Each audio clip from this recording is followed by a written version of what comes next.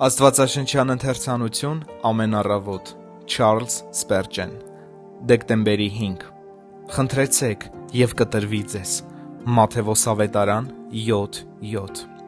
Մենք գիտենք, որ Անգլիայում դեռ գոյություն ունի մի վայր, որտեղ ոչ մի հաց խնդրողի չեն մերժի։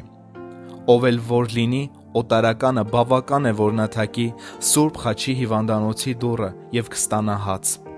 Հիսուս Քրիստոսն այնպես սիրեց մեղավորներին, որ հավատացյալների ձեռքով կառուցեց այդ հիվանդանոցը, որպեսզի ամեն ոք, ով քաղցած է, գա թակի դուռն ու բավարարի սննդի իր կարիքը։ Բայց դա դեռ ամենը չէ։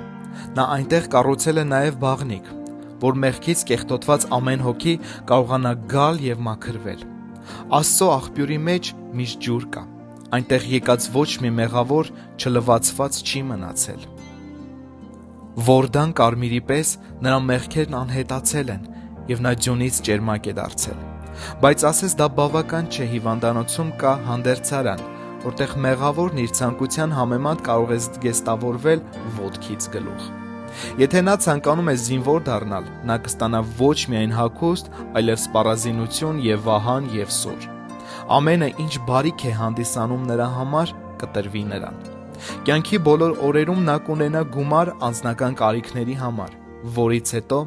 մտնելով իր տիրոջ ուրախությունը, նա կստանա երկնային գանձերի հավիտենական ժառանգությունը։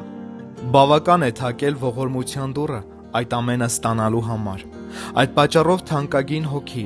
ավելի համառորեն թակիր և բարիքների լիություն խնդրիր մեծահոգի Տիրոջից։ Մի հեռացիր շնորհքի գահից, մինչև քո խնդրանքները չընդունվեն, մինչև հավատով չհամոզվես, որ Աստված կպատասխանի դրանց։ Ոչ մի երկչոտություն չի խանգարի, երբ հրավիրում է Հիսուսը։ Ոչ մի անհավատություն խոչընդոտ չի հանդիսանա, երբ խոստանում է Տերը։ Ոչ մի անտարբերություն արգելք չի լինի նման օրհնություններ ստանալու համար։